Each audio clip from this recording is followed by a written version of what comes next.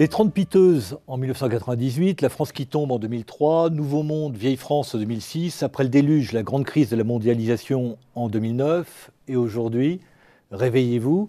Nicolas Bavray, bonjour. Bonjour. Nicolas Bavray, réveillez-vous, c'est un appel au combat face au défaitisme, car la France dispose encore d'atouts décisifs, si j'en crois la 4e de couverture. Alors, quelques mots pour vous présenter. Nicolas Bavray, vous êtes avocat, essayiste, éditorialiste au Point.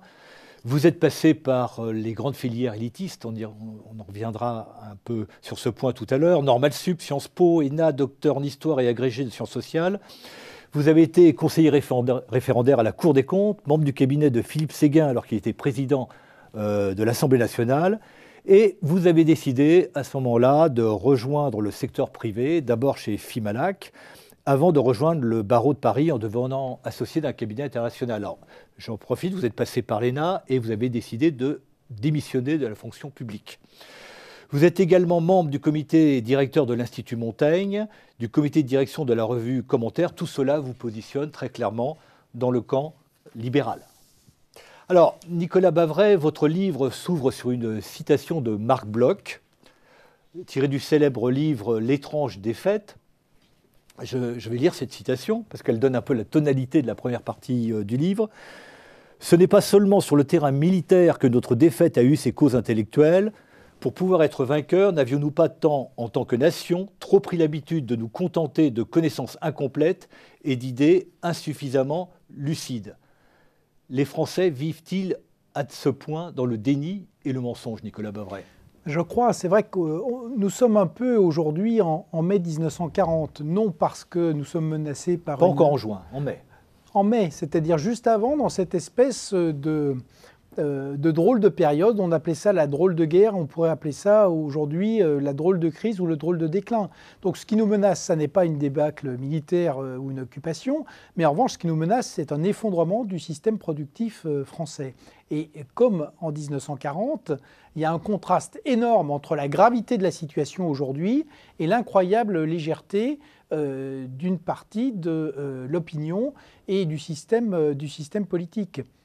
J'en donnerai quelques exemples. Par exemple, la dernière élection présidentielle, qui est normalement le moment où on peut parler des orientations décisives pour le pays, où les citoyens et la nation doivent faire leur choix, prendre leurs décisions, eh bien, on n'a abordé aucun des... Le débat n'a pas eu lieu. Aucun des vrais problèmes. On n'a pas parlé de compétitivité, on n'a pas parlé des coûts de production et des coûts du travail. Ni à gauche ni à droite. Ni à gauche ni à droite. On s'est soigneusement abstenu de parler des problèmes de chômage et d'exclusion des jeunes. On a faussement parler du problème de la dette parce que personne n'a voulu aborder le problème des baisses de dépenses publiques qui sont absolument centrales. Et on n'a même pas évoqué la crise de l'euro qui est au cœur, qui a été au cœur des élections néerlandaises et qui sera au cœur des élections allemandes. Donc c'est tout à fait stupéfiant. On peut dire un autre exemple, de montrer que on n'arrive non seulement pas à débattre des problèmes, mais même à les nommer. On sait la difficulté de la classe politique à parler de la compétitivité et du coût du travail. On a un autre exemple incroyable, c'est-à-dire qu'on a des gouvernements de droite et de gauche qui ont appliqué 65 milliards d'euros sur une économie en stagnation. Donc c'est un choc déflationniste incroyable et tous refusent le mot de rigueur. Alors je pense que c'est de la mauvaise rigueur parce qu'elle va nous mettre en récession, mais il n'empêche que 65 milliards d'euros, c'est 3% du PIB, c'est l'équivalent d'un choc pétrolier. Donc prendre des mesures comme ça et refuser d'utiliser le mot de rigueur ou d'austérité, c'est incroyable. Comme, j'allais dire, à la fois ça montre le degré de distance avec la vérité, l'absence de courage politique et même la difficulté à utiliser les mots pour ce qu'ils sont. Donc ça, c'est du vrai déni. Alors vous venez de dire, on est en mai 40, mais je vous ai lu précisément, et vous avez des phrases très dures, vous allez très loin.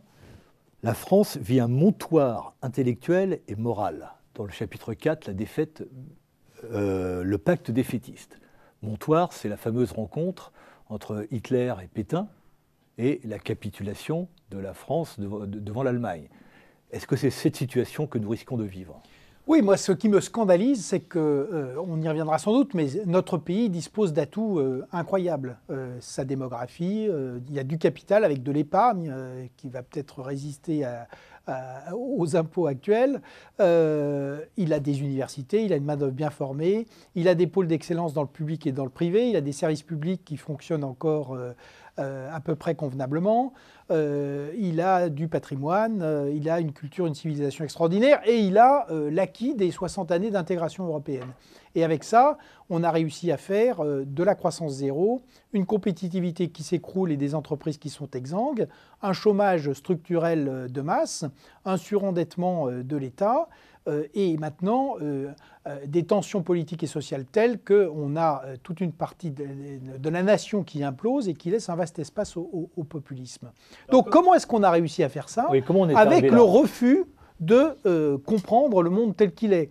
Donc la France a refusé la mondialisation, elle a refusé la chute du mur de Berlin, elle a refusé la réunification de l'Europe et la réunification de l'Allemagne. Elle veut toujours vivre dans l'économie fermée administrée des années 60. Et ça, c'est tout à fait impossible.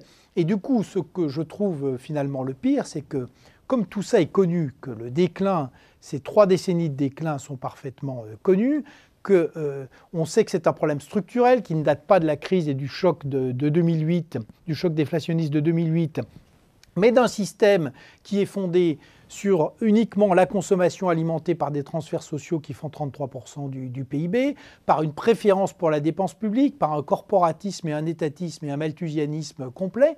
Donc, comme on ne veut pas poser ces problèmes, finalement, la classe politique française, droite et gauche confondues, elle a fait un choix qui, pour moi, est un choix monstrueux, qui est donc, premièrement, elle ment à la population, et deuxièmement, elle attend d'aller buter contre le mur de la dette pour faire les réformes que chacun sait indispensables et que personne n'a le courage d'entreprendre. Et c'est pour ça que c'est un vrai défaitisme. Alors, comme vous le dites, tous les problèmes économiques de fond sont connus, ils ont été analysés. Et comment en est-on arrivé là? Alors, vous évoquez le pacte défaitiste. Alors, vous aimez bien les citations et les formules. Je vais en reprendre une autre dans votre livre. Elle est de Georges Bernanos. On ne refera pas la France par les élites, on la refera par la base. Cela coûtera plus cher, tant pis. Cela coûtera ce qu'il faudra, cela coûtera moins cher que la guerre civile. Ce pacte défaitiste, il est lié à une trahison des élites? Incontestablement, si vous voulez, une des particularités de la France, et qui est très différente pour ça d'un certain nombre de ses voisins, c'est que c'est un pays qui est gouverné par le haut et dirigé par l'État. Donc il y a l'État et le citoyen, et ça a été, j'allais dire, institutionnalisé par la Ve République. Quand l'État est bien dirigé, que le citoyen... La France d'en bas n'existe pas. Ça fonctionne. Et droite et gauche confondues, c'est un pays qui a installé une société de défiance et de méfiance complète, où on refuse de laisser quelques degrés de liberté que ce soit aux acteurs économiques et sociaux. Et la démonstration est faite que cela ne marche pas.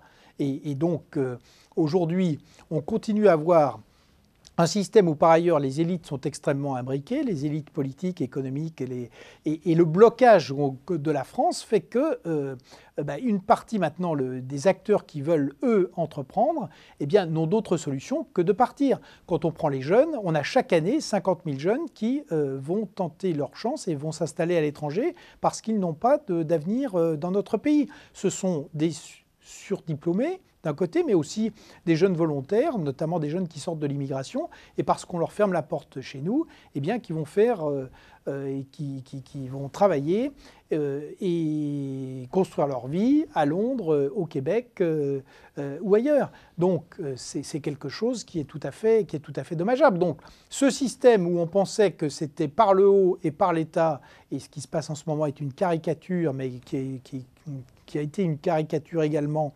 droite et gauche confondues, qui dure depuis des années, je pense que c'est ce qui explique qu'on soit aujourd'hui un pays en croissance zéro, avec un chômage de masse de 10% de la population depuis maintenant près de 3 décennies, et avec une dette publique qui est passée de 20 à 91% du PIB et qui va continuer à augmenter. Oui, je voudrais revenir un petit peu à l'histoire et à ce problème des élites. La France a connu de nombreux drames dans l'histoire. Nous avons connu le drame de 1940, nous avons connu le relèvement à partir de 1945. À chaque fois qu'il y a eu ces drames, s'est posée la question du renouvellement des élites. Est-ce que vous pensez que cette question du renouvellement des élites doit être une question centrale dans la réflexion sur l'évolution de la France. Je rappelle qu'en 1944-1945, avec l'arrivée de Gaulle au pouvoir, un des premiers actes a été de créer l'École nationale d'administration pour créer justement cette nouvelle élite. Oui, alors j'allais dire, la chose s'est faite en deux temps, c'est-à-dire qu'en 1945, on a commencé à moderniser l'économie, mais en revanche, la 4e République a pérennisé les structures de la 3e République et de ce qu'on pouvait appeler la France, d'un côté des notables et puis des professeurs. Donc c'est la 5e République qui a, j'allais dire, institutionnalisé la fusion de la classe politique et de la haute administration. Et puis ensuite, ça s'est élargi de la direction des grandes entreprises à l'administration tout entière. Donc on a une classe politique qui est entièrement peuplée, et d'ailleurs le gouvernement actuel en est une expression parfaite. La fonction publique a le monopole non seulement des fonctions gouvernementales, mais d'une partie très importante de la représentation nationale, ce qui introduit un biais énorme, et par ailleurs a pris en partie le contrôle des grandes entreprises et d'une partie des grandes entreprises internationales. Nous avons là un grand facteur d'immobilisme dans cette fusion entre... Si vous voulez, toutes les démocraties ont une dimension oligarchique, donc il y a toujours des élites. Mais normalement, dans une démocratie, les élites, elles sont à la fois plurielles, diverses, en concurrence, et puis ça n'est pas la même source. Donc si on prend par exemple des pays qui sont voisins, en Allemagne, les élites politiques, elles sont distinctes des élites administratives, qui sont distinctes des élites culturelles et qui sont distinctes du monde des chefs d'entreprise. En même temps, ils sont amenés à passer des compromis et à travailler ensemble. Chez nous, il y a cette espèce de relation incestueuse qui contribue à bloquer le pays. Donc de fait, je pense qu'aujourd'hui, chaque septennat et chaque quinquennat a conduit à une fusion de plus en plus importante des élites, entre les élites politiques, les élites administratives et les élites économiques. Et d'un côté, aujourd'hui, on a maintenant l'autre mouvement du coup qui est extrêmement inquiétant, c'est qu'à l'inverse, parce que la régulation politique et sociale devient totalement incompatible avec le développement économique, eh bien on a toute une partie du monde économique qui s'est complètement autonomisée et qui vit avec l'étranger et qui ne cherche qu'une chose, c'est avoir le moins de rapports possible avec le territoire français et le système politique français. Et ça rend très difficile la solution du problème économique français. Les élites économiques sont tournées vers le grand large. Et ça ouvre la voie en France au mot d'ordre tous pourris. Ce qui est vrai, c'est que le territoire français, la structure française, aujourd'hui, on va vers des moments qui vont être des moments extrêmement difficiles. Donc la France est quand même en croissance zéro maintenant depuis le printemps 2011. Le chômage va continuer à augmenter très fortement avec les faillites et les difficultés des entreprises.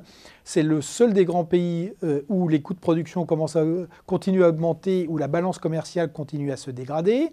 Il est certain qu'on n'arrivera pas à tenir l'objectif des 3% de déficit parce qu'on va être en récession à cause du choc fiscal qui est infligé notamment au secteur productif. Donc il va de soi que tout ça va continuer à déstabiliser les classes moyennes et donc à créer de l'extrémisme et du populisme. Alors nous sommes en plein débat budgétaire en ce moment. Quel regard et quel jugement vous portez sur les choix budgétaires du gouvernement Ayrault ?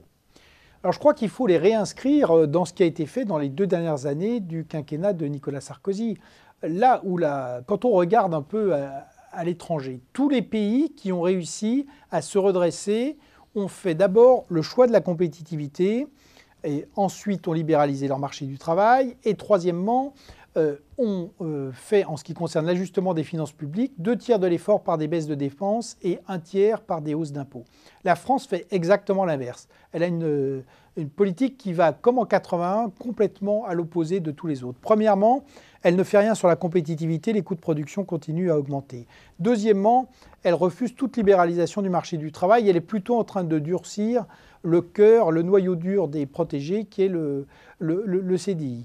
Et en matière d'ajustement sur les finances publiques, depuis 2011, on a fait 65 milliards de hausse d'impôts, donc 3% du PIB. On n'a rien fait sur les dépenses. Rien, puisqu'on est censé faire moins 10 milliards en 2013, mais on a fait plus 10 milliards en 2012. Donc les dépenses n'ont pas été du tout atteintes. Et ça, on sait par ailleurs que les hausses d'impôts ont un effet plus récessif que les baisses de dépenses. Donc, il est clair que ce mode d'ajustement, 100% de hausse d'impôts, qui est totalement à l'opposé de ce que font tous les autres, sur une économie qui était en stagnation depuis maintenant 18 mois, c'est la garantie de l'envoyer en récession. Donc, en 2013, nous allons avoir une configuration extrêmement risquée et dangereuse. La France va être en récession.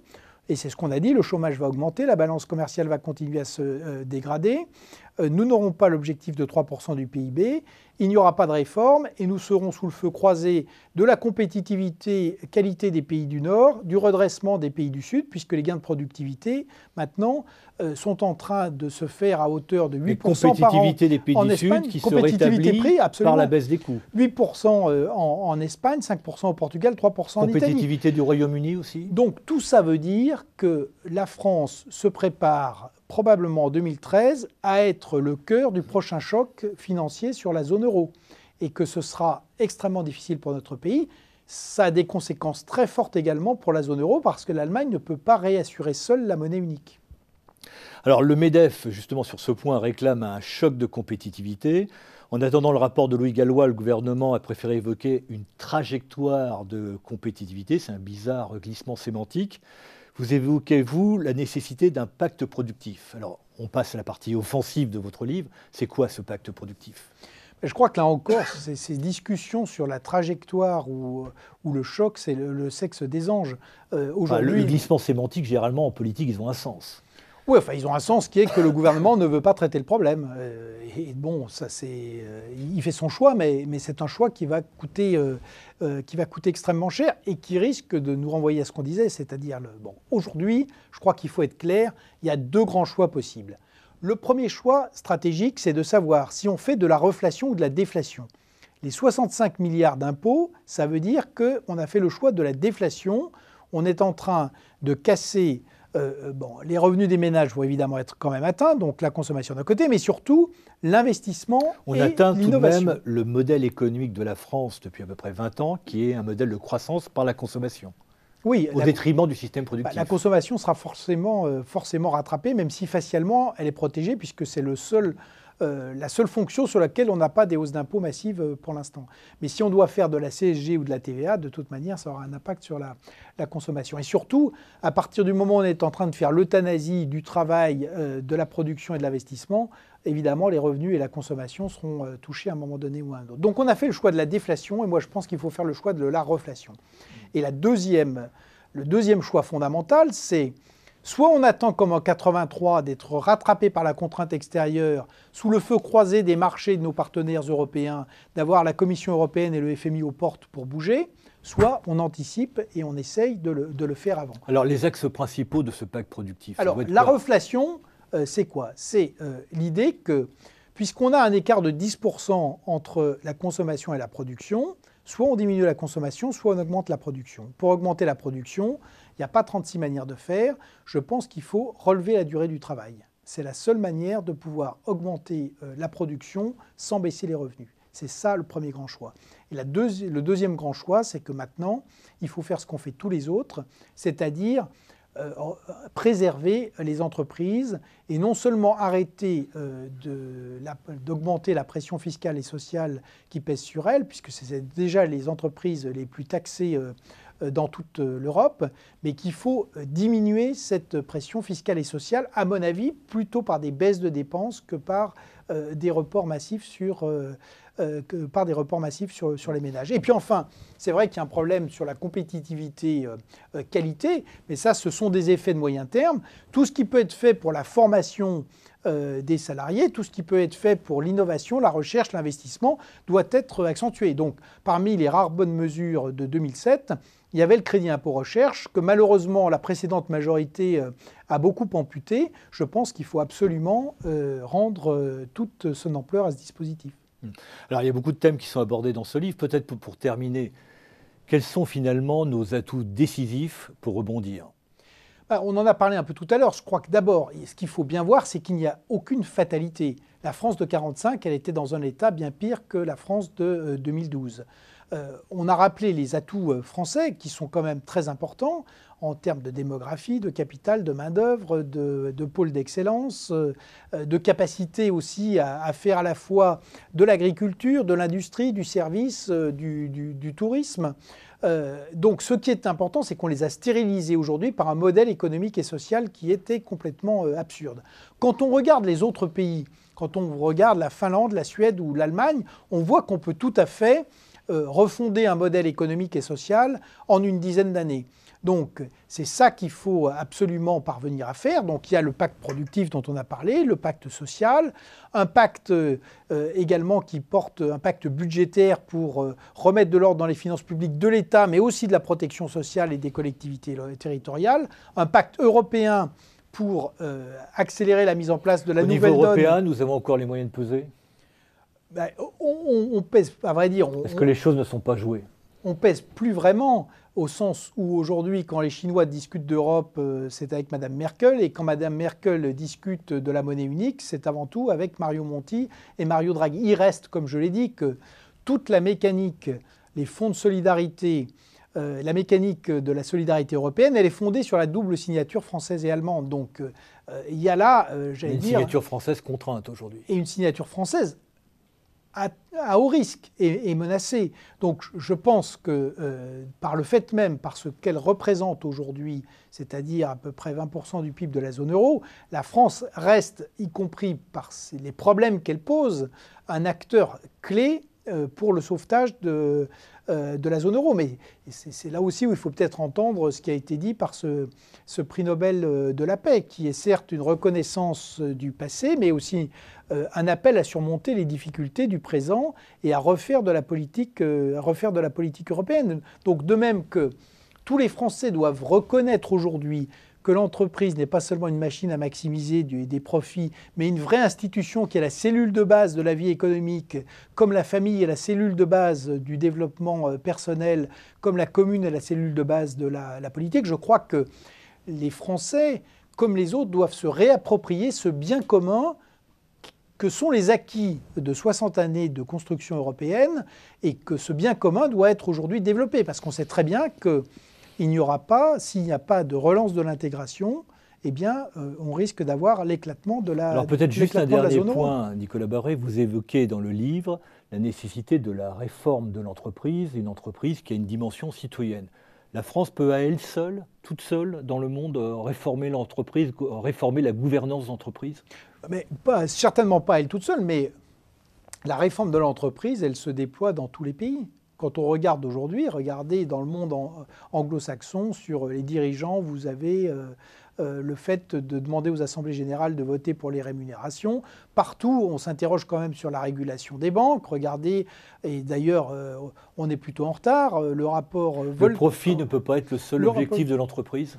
Mais l'entreprise doit évidemment faire des profits, et c'est la garantie non seulement de sa survie, mais de sa capacité à investir et innover. Mais je pense qu'on a commis une énorme erreur en confondant l'entreprise avec ses actionnaires ou avec ses dirigeants. L'entreprise, c'est un tissu de contrats avec l'ensemble des parties prenantes. Là, c'est l'avocat qui parle. Non, mais ce n'est pas seulement l'avocat. Si vous reprenez les économistes, Akerlof et les autres, vous avez des théories de l'entreprise comme un réseau de contrats implicites ou explicites. Donc il y a les contrats avec les salariés, avec les clients, avec... Donc il faut réintégrer toutes les parties prenantes dans la gouvernance de l'entreprise. Et reconnaître l'entreprise comme institution disposant d'intérêts qui lui sont propres. C'est, je crois, aujourd'hui, la confusion complète qui est faite, c'est que, par exemple, quand on critique les banques en personnalisant, en voulant attaquer les traders, on critique l'entreprise en voulant attaquer leurs dirigeants ou leurs actionnaires, personne ne raisonne en termes d'institution. L'entreprise comme institution, elle est clé, elle est vitale, parce que c'est à travers l'entreprise qu'on a toujours fait transiter les innovations économiques, sociales, juridiques, politiques qui ont permis de sortir des grandes crises du capitalisme. Si on regarde la grande déflation de la fin du 19e siècle, c'est en inventant le lien salarial, c'est la loi de 1896 sur les accidents du travail qui reconnaît justement la notion d'entreprise, qu'on en est sorti Dans les années 30, blocage, et il y a eu ensuite, à la Libération, l'État-providence et toute une série d'innovations économiques et sociales, la régulation keynésienne, l'État-providence, de nouveaux droits sociaux qui ont permis d'en sortir. Quand on regarde l'ère keynésienne, les chocs pétroliers, là encore, il y a une nouvelle donne qui a transité par l'entreprise, qui a été la donne de la mondialisation. Aujourd'hui, c'est la même chose. C'est une très grande crise du capitalisme. Nous n'allons pas en sortir sans des remises en cause fondamentales, non seulement du capitalisme, mais également de la gestion des systèmes politiques, puisqu'il faut avoir des systèmes qui permettent de gérer les risques systémiques du capitalisme universel. Ces innovations, elles vont transiter largement par l'entreprise. Donc à partir du moment où on la tue, c'est ce qu'on est en train de faire, on se prive de la capacité de sortir de la crise actuelle. Donc sortir de la crise, repartir par la France d'en bas, repartir de l'entreprise. Nicolas Bavray, réveillez-vous. Merci. Mais repartir aussi par la démocratie. Merci. Merci beaucoup.